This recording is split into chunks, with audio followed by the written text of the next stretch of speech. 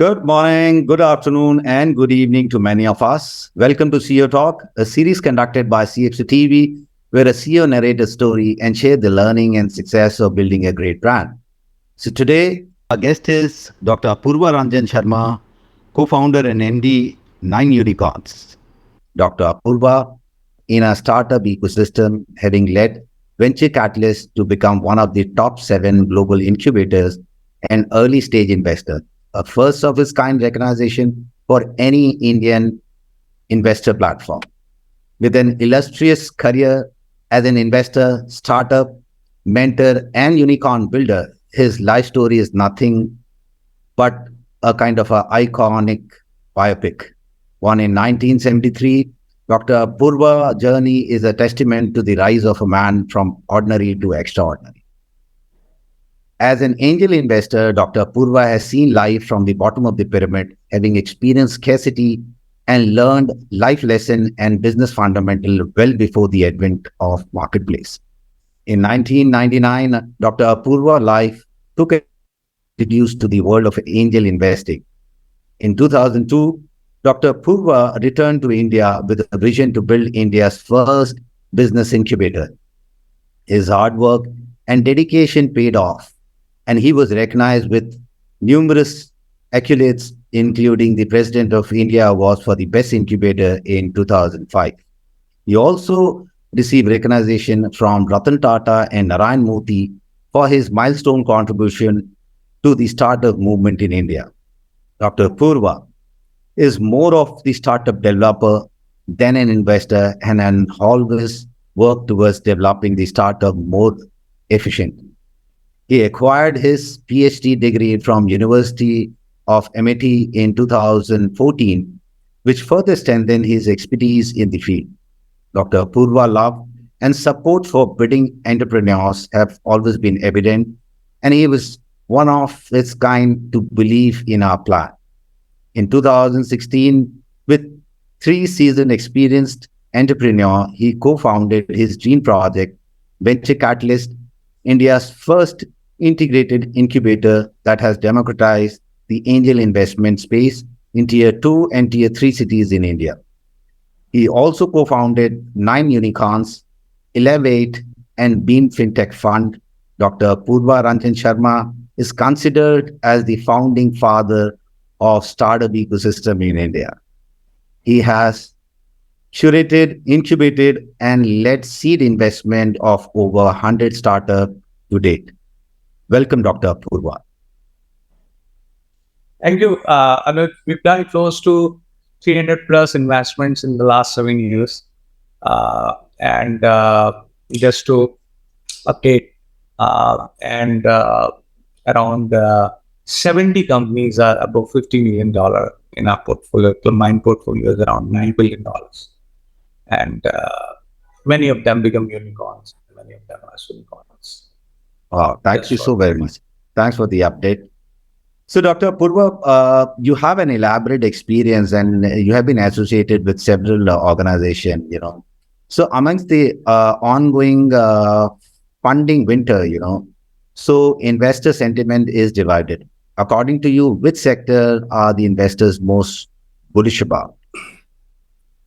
See, the current scenario, the Titanic sectors who are making the big shift in the economies, they are very hot.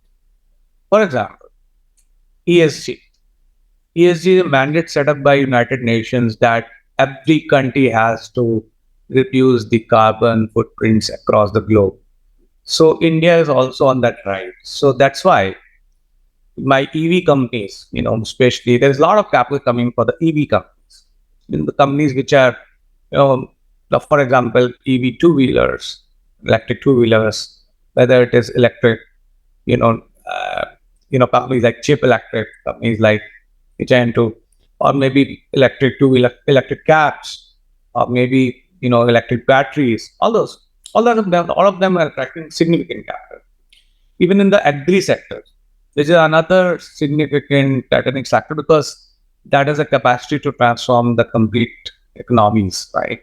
So there's significant movement happening, and there is more than around 11 companies above $100 million in India now, who have raised significant capital. And some of our companies, one of our portfolios in Russia Monday is now around close to $300 million. So significant capital is coming in the agri sector also. Another sector, which is insurance, right? And everybody talks about India is highly, this is a large population, right? But population wise, India insurance's penetration is very, very low. Yeah. So, and you will see at least 7 or 8 unicorns coming in the insurance sectors. And insurance also have sub pockets. Some of them focus on health insurance, some of them is focused on life insurance, some are general insurance, some of them, for example, Canto, which is, technology driven, sort of, real time insurance. Digit is there. A lot of marketplaces also come. So there are different sectors in that also coming there. And technology is actually so another thing is, another sector which you can look at is which is very hot is fintech is always all time. D2C is also all time high because India, you have large players to acquire D2C companies. A large number of listed companies who can actually who can acquire D2C smaller companies, right? So D2C all time high, always there. You will see many good companies like Granite, Beardo, Sugar, all of them here in India, right? And that is it's a large 140 crore people market, so demand is unlimited here. That sectors like deep tech SaaS, which is actually disrupting. Technology is touching every lives. Companies like Videoverse was disrupted the sports tech domain. A lot of such companies who are disrupting the traditional sectors, right? Okay. They're also in demand, and so these are 4-5 sectors which are always in demand in India, and globally, people are investing significant capital into this. Yes. However, the good companies who have good profit, EBITDA margins, and good ARR and hockey stick growth, they're always raising capital. Thank you so very much. You mentioned about EV, you mentioned about agriculture, you mentioned about the insurance, fintech, SaaS. Everything sounds good, but I think sport tech sounds pretty fascinating to me. So did you recently had some kind of rounds for them for the sport tech company? Or yeah. So company like Videoverse now is close to $500 million. I mean, they just closed around recently. I remember. Then another company, Router, which is like Twitch of India, they just closed one. Last week only they announced a bridge round of $20 million. They would have raised maybe 60-70 million by now. In the sports tech, something is happening because in India, and because India is becoming a sporting nation now, slowly, is what I see. And young population is there. Significant young population is there, I think. And that's one of the reasons why, there's a lot of movement happening. And then a lot of movement is happening even in the esports, a lot of new companies, because that sector is India consumer-wise, large population here. So you will see movement there also in the later end on there. Some of our startups also, Jita will raise around $30 million round. So that's movement is happening. Interesting facts. In 2023, there'll be a lot more ask around the path to profitability. So do you think this year will represent a favorable exit opportunity to investors? Yeah. So in such markets, the exits are happening, but you don't get very high, returns on those exits because most of the company which are getting acquired, they are mostly not able to raise capital. That's why they get acquired, right? So that is definitely in the agenda of large traditional players to acquire new age companies, and which is I'm seeing it happening, right? But you don't expect more than 2-3x return there, right? And that is also good. Second thing, what is the for the this situation? But good companies, they are raising incremental capital, not very large rounds, but incremental capital almost every 5 6 months, and a slightly higher incremental valuations, right?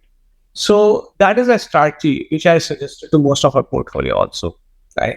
So that they don't just wait for a large round to happen.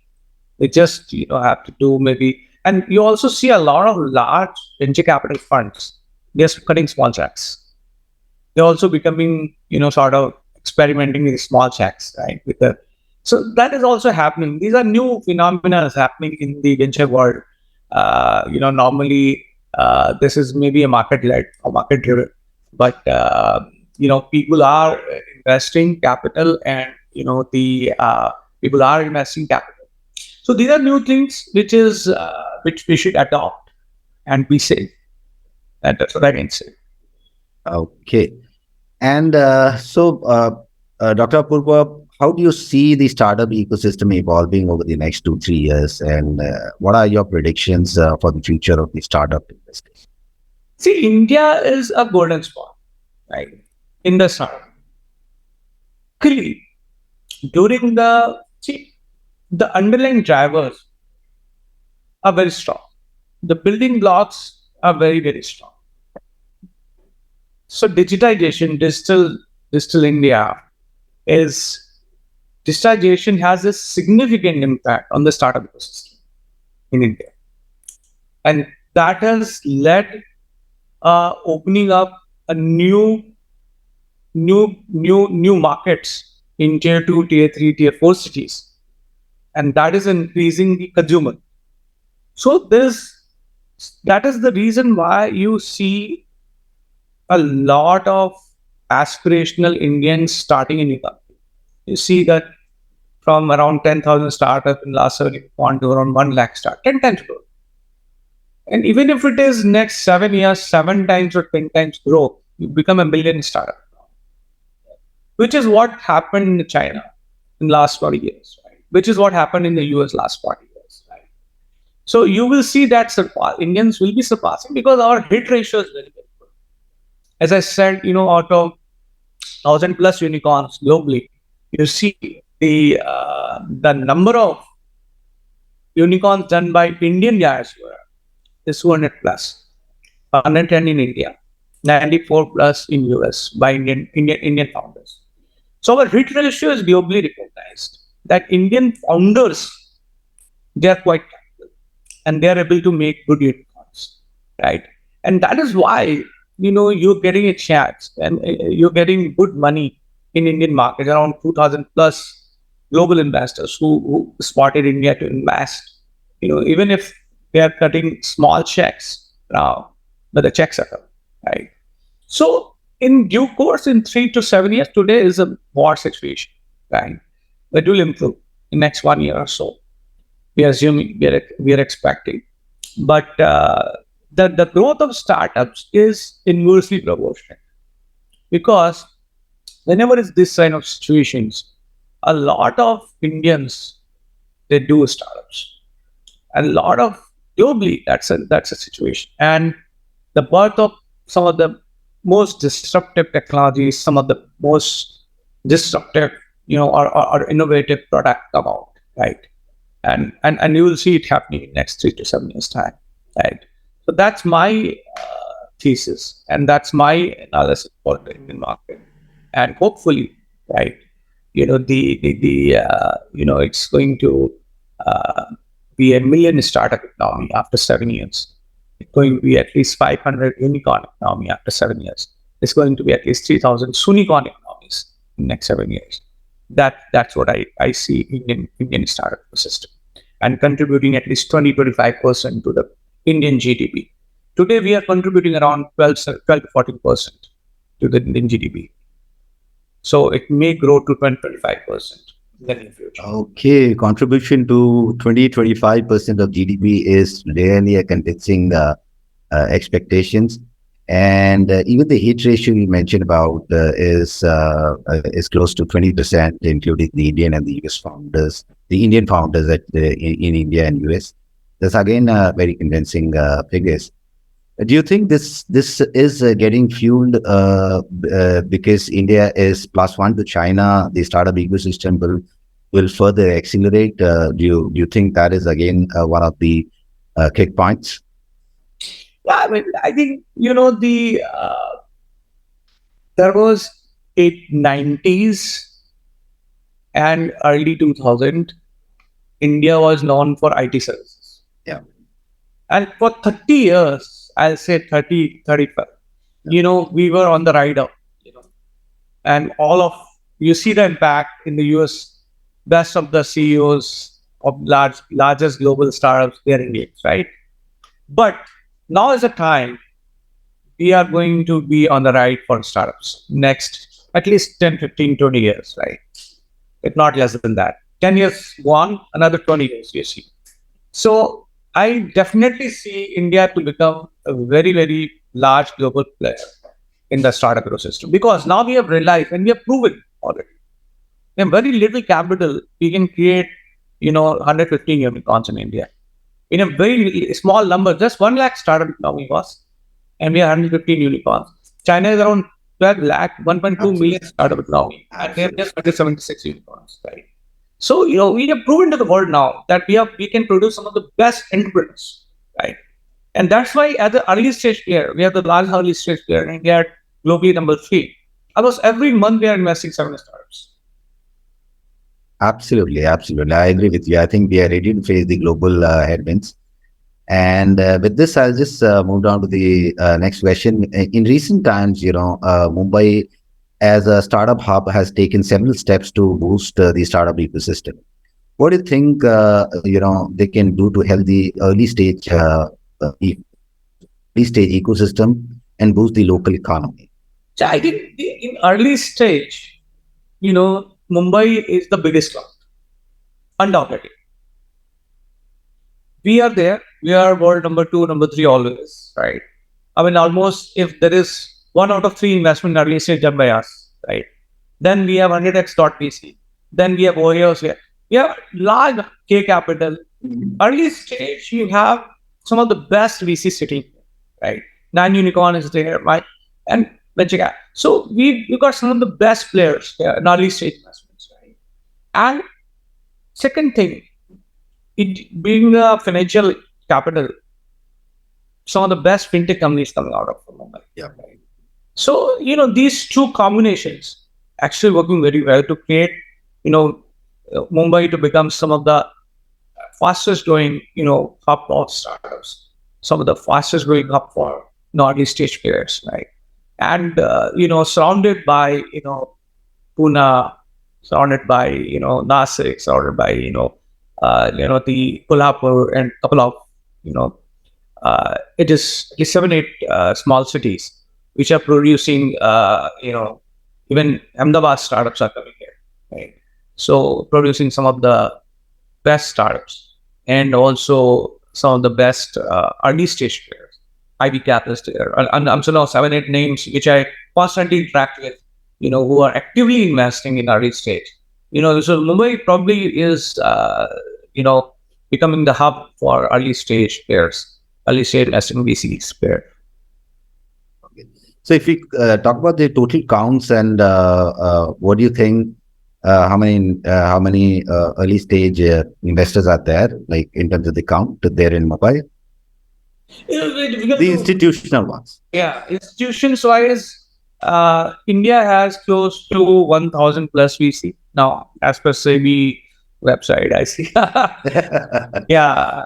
And, my last calculation, which I remember, small and big, around 100 players in Mumbai are there. It's early stage. There are many micro VCs also here. There are many micro angel groups also here, right? So I interacted with around 70, 80 of them actually by now, right? So, and collectively they are creating decent impact on the ecosystem. So, yes, for the first check, you should definitely visit. Okay. And what about the tier 2 and tier 3 kind of startups? How Mumbai VC community has been outreaching out to them? these? As a venture catalyst, my first learning, we have access to around 50 plus cities in India, and companies like coming from Silvassa, My Fitness, I invested.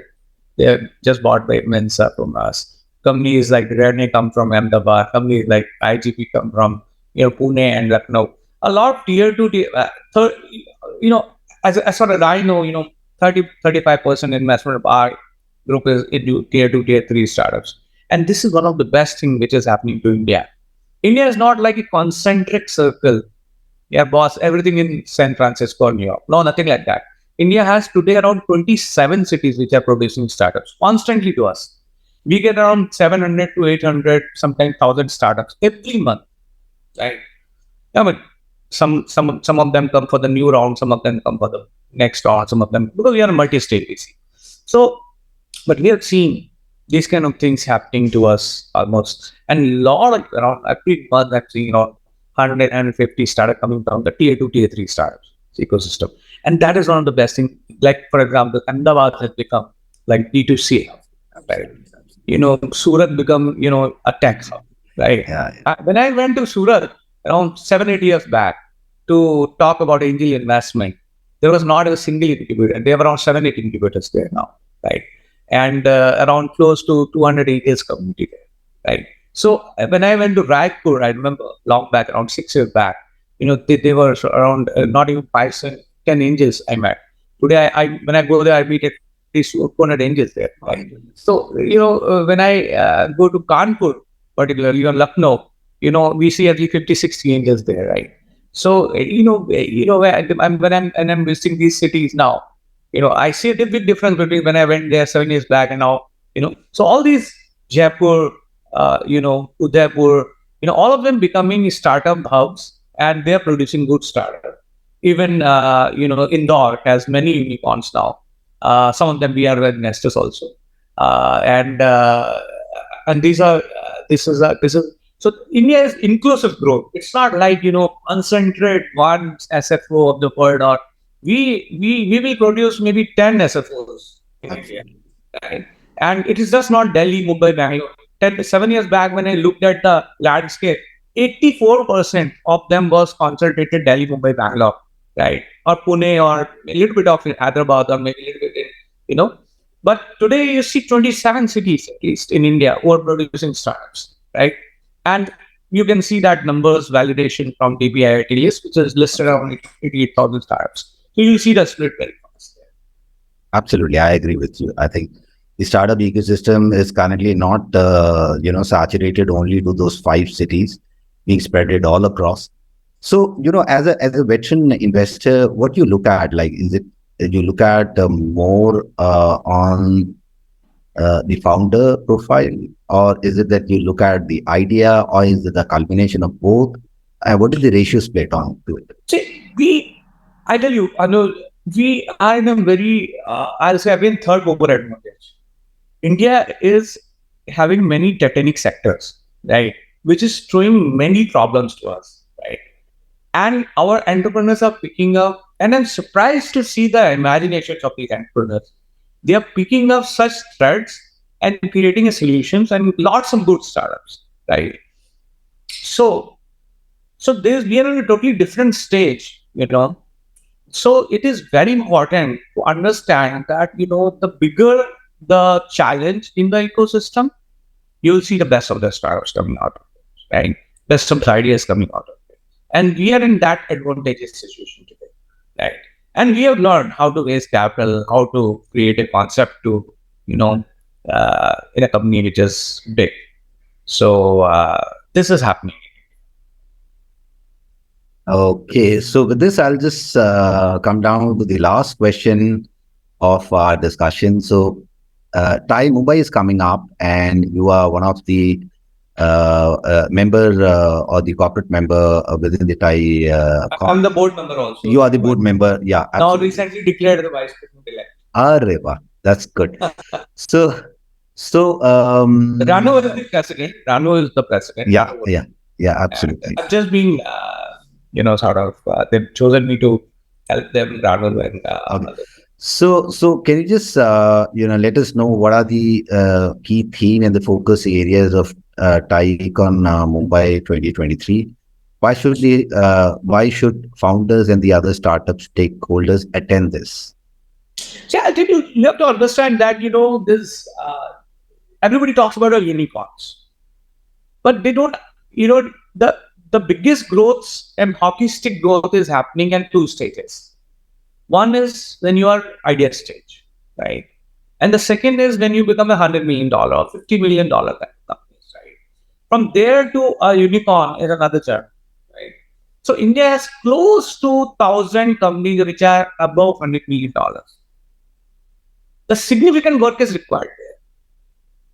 Significant support is required there. And in this summit, you will find a lot of tech-enabled companies, tech product companies who are in that stage, interacting with each other, talking about their stories, talking about how they got from that level, first hockey stick to the second hockey stick now, right? And a lot of investors who funded them, you'll find them talking to them, each other, right? So this is something a learning which we should not miss. That is number one. And especially the founders of the first hockey stick stage, they should learn this from the guys. Even if you find around 150 to 100 such guys sitting there and talking about their stories, it's a big learning. Right? And that is how most of the unicorns founders, they become so big because they learn from others, cross learning. And in this TiECon, you will find a lot of such second hockey stick companies. Yes, there will be many unicorn founders, many big names, who come in. Mumbai, you find celebrities very, because a lot of celebrities in Mumbai, So you'll find some of them big names, of course. But, what is the crux? Crux is these 50 to 100 companies, who are in that stage of second hockey stick growth. How they reshape from here, what's their plan to become big. You'll find and learning there. I think that's the biggest crux of this TiECon Mumbai. Thank you so very much, Dr. Apoorva. With this, we just come to the end of this episode. And thanks again for such an insightful session. And we really had a great pleasure interacting with you. Thank you so very much. For more updates from CXO TV, please like and subscribe to our channel.